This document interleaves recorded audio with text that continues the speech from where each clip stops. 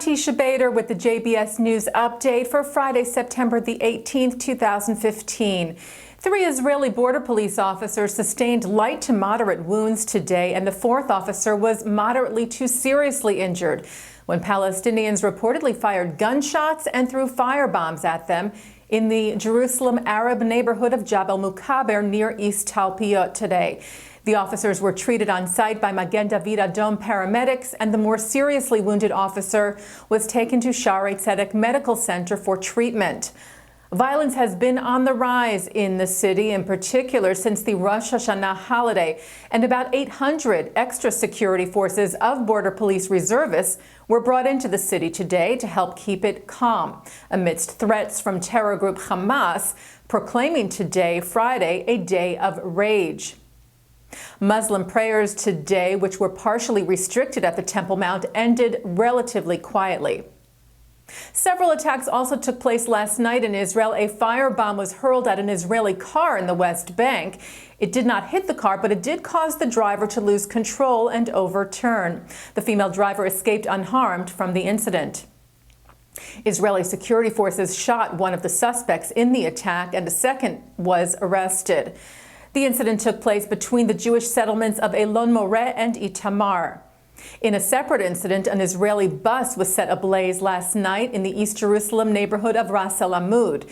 The bus was hit by rock throwers who also threw a Molotov cocktail, setting it on fire. The bus's driver, who happened to be Arab, escaped the bus, which had no passengers aboard at the time, to seek police assistance. Israel police were looking for several Palestinian youth suspected of being involved in the attack.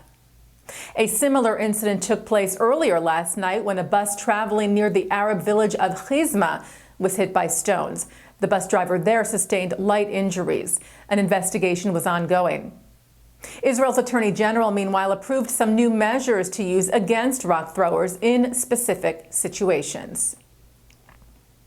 U.S. Defense Secretary Ashton Carter and Israeli Defense Minister Moshe Ya'alon are set to meet next month in Washington. The Pentagon said yesterday that the two will discuss security cooperation between the United States and Israel. Pentagon Press Secretary Peter Cook said the meeting would, quote, underscore the strength of the U.S.-Israeli defense relationship. Carter visited Israel this past July. And the head of Israel's opposition party, Isaac Herzog, reportedly met today with U.S. Secretary of State John Kerry. The two reportedly met in London for 2 hours and discussed issues affecting Israel and the region, including the deal with Iran, the stalled peace process with the Palestinians, and the upsurge in violence in Jerusalem. Iceland's foreign ministry responded yesterday to the decision made by the municipality of its capital, the city of Reykjavik, to boycott Israeli products. The Times of Israel reports that a spokesman for the Icelandic Foreign Ministry told them via an email that the city council's decision is, quote, not in line with Iceland's foreign policy, nor does it reflect on Iceland's relations with the State of Israel. The Anti-Defamation League condemned the Reykjavik decision yesterday, calling it counterproductive and frivolous. President of the World Jewish Congress, Ronald Lauder, today urged the government of Iceland to strongly denounce the decision. The Associated Press reports that determinations are currently being made as to whether a former Auschwitz guard is fit to stand trial. A court in Detmold in western Germany says it is waiting for a doctor's assessment of a 93-year-old former death camp guard to see if he can stand trial on 170,000 counts of accessory to murder. He is accused of serving as a guard at Auschwitz from 1942 through 1944. The Jewish Daily Forward reports that final arguments are being made today in the case of ownership of the oldest synagogue in the United States.